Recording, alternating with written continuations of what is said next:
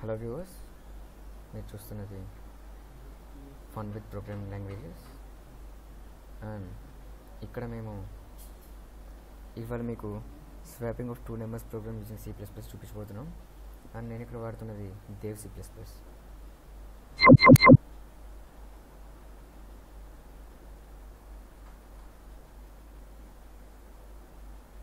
Okay viewers,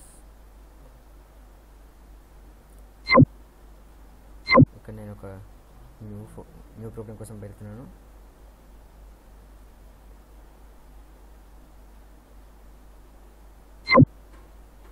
okay viewers, ఫస్ట్గా మీరు చూడాల్సింది ఏంటంటే మీరు దీంట్లో వాడేటప్పుడు ఎప్పుడైనా సరే ఇక్కడ నాకు ఇది ఉంది కాబట్టి నాకు యాక్చువల్గా ఉంది అండ్ నేను కూడా ఓపెన్ బ్రేస్ పెట్టగానే నాకు ఆటోమేటిక్గా అక్కడ నాకు క్లోజింగ్ బ్రేక్ వచ్చింది. అది మీరు ఆల్రెడీ చూశారు.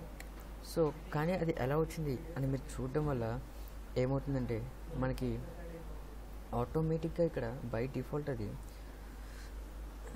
అలా వస్తుందన్నమాట. సో ఇక్కడ నేను యాజ్ ఇంక్లూడ్ iostream.h అనేది వాడుతున్నాను. సో ఫస్ట్లీ నేను మీకు ఒక బేసిక్ ప్రోగ్రామ్ నాకు చూపించబోతున్నాను. హలో వరల్డ్ ప్రోగ్రామ్ అనుకుందాం. సో దానికోసం అని చెప్పి నేను ఇక్కడ మీకు ఏం చూపిస్తున్నానంటే వరల్డ్ అని చెప్పి అది చూసారా మీరు. నేను ఇక్కడ మళ్ళీ కర్లీ బ్రేసెస్ ఓపెన్ చేయగానే ఇక్కడ మళ్ళీ కర్లీ బ్రేసెస్ ఆటోమేటిక్గా 2 వచ్చేసాయి. సో అలానే ఇక్కడ నేను ప్రింట్ చేయడానికి మాత్రమే ఇక్కడ ఓన్లీ నేను ప్రింట్ చేయడానికి cout అనే ఒక ఫంక్షన్ని వాడుతున్నాను. ఆ ఫంక్షన్ ఏంటి, ఇదంతా ఎక్కడ ఉంటుంది అనేది మనం చూద్దాం.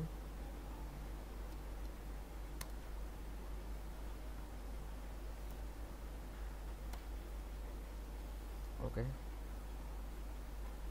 సో ఇదంతా నేను క్లాస్లో బయట విడిగా రాయలేను కాస్ ఇది C++.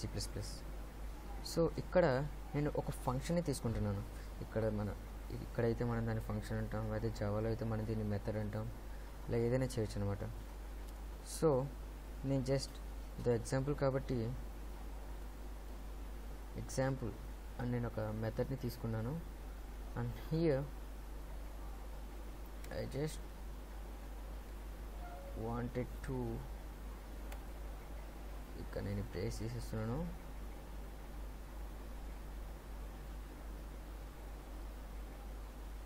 వెల్ సో ఓకే పర్లేదు, ఒకసారి మనం దీన్ని సెట్ చేసుకుందాం. ఇంకా నేను చూసినట్లయితే నేను ప్రతిదానికి నేను ట్యాబ్ స్పేస్ మెయింటైన్ చేస్తున్నాను. ఒక కర్లీ బ్రేస్ నుంచి ఇంకొక కర్లీ బ్రేస్ రావడానికి నేను పక్కా ట్యాబ్ స్పేస్ మెయింటైన్ చేస్తున్నాను. ఇక్కడ నేను ట్యాబ్ స్పేస్ ఎందుకు మెయింటైన్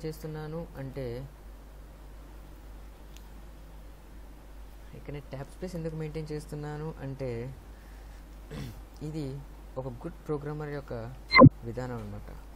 సో మీరు ఇక్కడ చూసినట్లయితే నేను ఇక్కడ .h అనే హెడర్ ఫైల్ని కూడా ఇంక్లూడ్ చేశాను. కానీ ఇది మీరు ఏ టర్బో C++లో చేసినా మిగిలిన దేనిలో చేసినా కానీ మీరు .h అనే ఎక్స్టెన్షన్ వాడాలి. కానీ ఇందులో దేవ్ C++లో మీరు అలా వాడకుండా జస్ట్ ఇలా పెట్టేసి అండ్ మీరు టర్బో C++లో యూజింగ్ నేమ్ స్పేస్ std అనేది మీరు పెట్టకపోయినా పర్వాలేదు.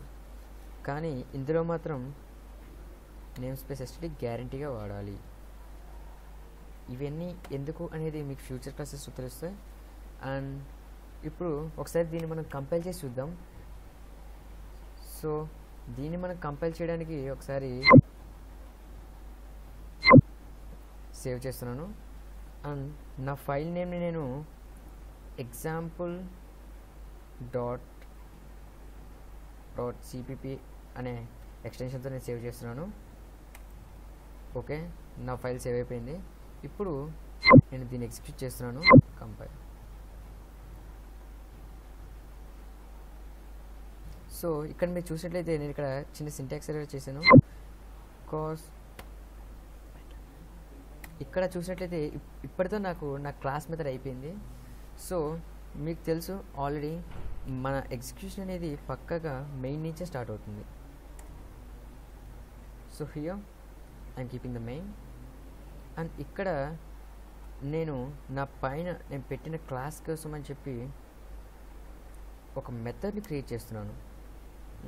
హెచ్డబ్ల్యూ అంటే ఏం లేదు, ఇందాక ఇక్కడ హలో వరల్డ్ అని చెప్పి పెట్టాం కదా, హలో వరల్డ్ అని చెప్పి పెట్టాం కదా, ఇలా మీరు చేసుంటారు. అండ్ ఇక్కడ మీరు చూసినట్లయితే నేను పైన పెట్టిన ఎగ్జాంపుల్ అనేది నా ఫంక్షన్ పేరు.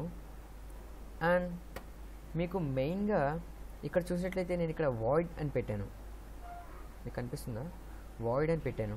కానీ దేవ్ C++లో ఇలా వాయిడ్ అని పెడితే కుదరదు, ఈ విషయం చాలామందికి తెలీదు.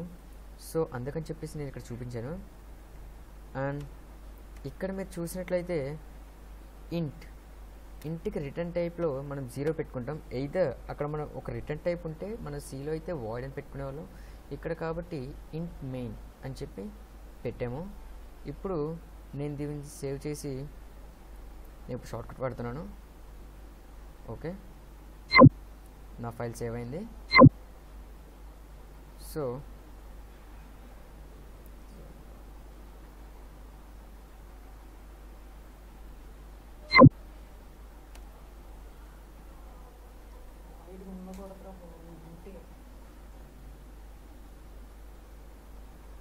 ఇప్పుడు నేను నా ఫైల్ని సేవ్ చేశాను. అండ్ ఇప్పుడు నేను దీన్ని రన్ చేస్తున్నాను.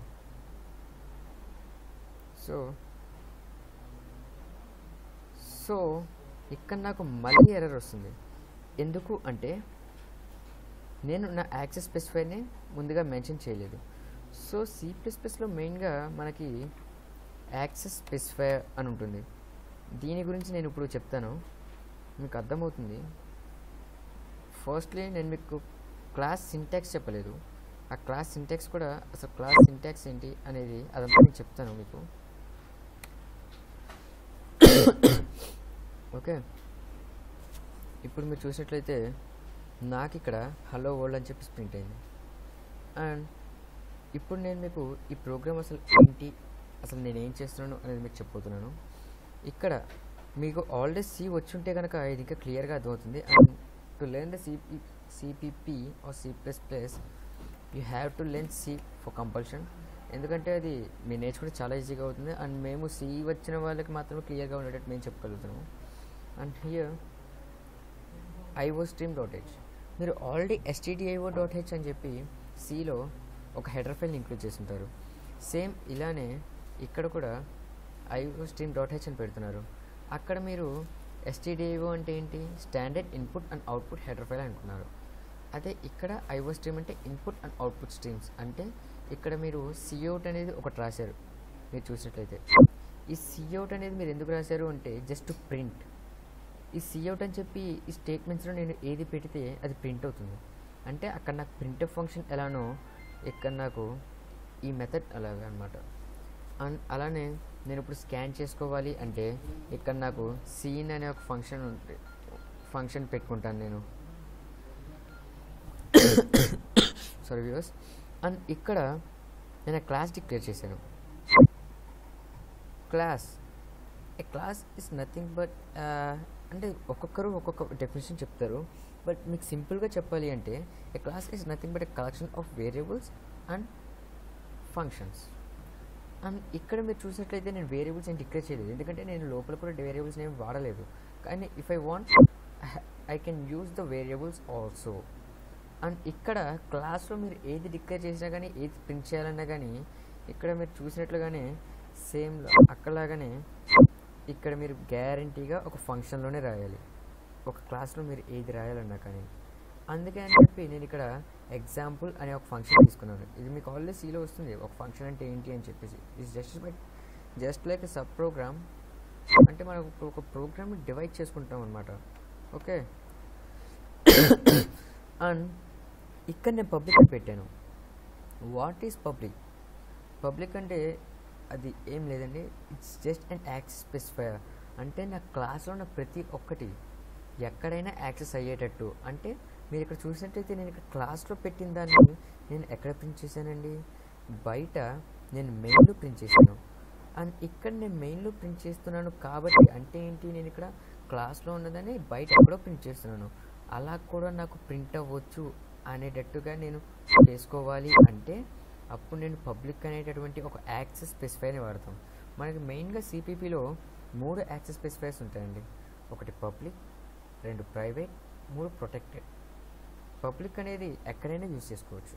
ఐ మీన్ లోపల క్లాస్లో రాసి ఆ క్లాస్లో అయినా ఎక్కడైనా యూజ్ చేసుకోవచ్చు, లేదంటే వేరే క్లాస్లో అయినా ఎక్కడైనా యూజ్ చేసుకోవచ్చు. దానికి ఆబ్జెక్ట్ క్రియేట్ చేసి అలానే మెయిన్లోనే డైరెక్ట్గా కాల్ చేసుకోవచ్చు. వేరే మీరు ప్రైవేట్ పెట్టినట్లయితే అది ఓన్లీ మీరు ఆ ప్రైవేట్ పెట్టిన క్లాస్లో మాత్రమే చేసుకోగలరు. లేదు మీరు ప్రొటెక్టెడ్ పెట్టారు అంటే మీకు ఇన్హెరిటెన్స్ అనే ఒక కాన్సెప్ట్ వస్తుంది. అది మెయిన్ ఫీచర్ ఆఫ్ ఓఓపి అనమాట. అసలు మనం ప్రొసీజరల్ లాంగ్వేజెస్ నుంచి దీనికి రావడానికి, ఓఓపికి రావడానికి, అంటే ఆబ్జెక్ట్ ఓరియంటెడ్ ప్రోగ్రామింగ్, దీనికి రావడానికి మెయిన్గా మనకి 4 బేసిక్ ప్రిన్సిపల్స్ ఉంటాయి. అదే encapsulation, data abstraction, inheritance and polymorphism. ఇవన్నీ మీకు ఫ్యూచర్లో వచ్చే కాన్సెప్ట్స్ నేను కవర్ చేస్తాను.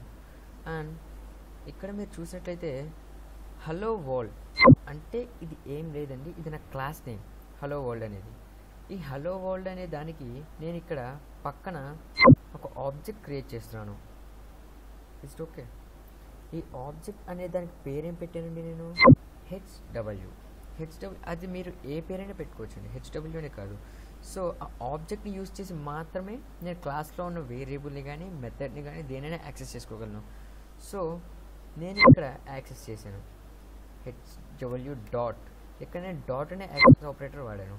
సో ఇక్కడ నేను క్లాస్లో ఉన్న ఏ వేరియబుల్ని యాక్సెస్ చేసుకోవాలన్నా కానీ నాకు డాట్ ఆపరేటర్ అనేది గ్యారంటీగా ఉండాలి. So viewers, for more videos just go to YouTube link and subscribe our channel. Thank you.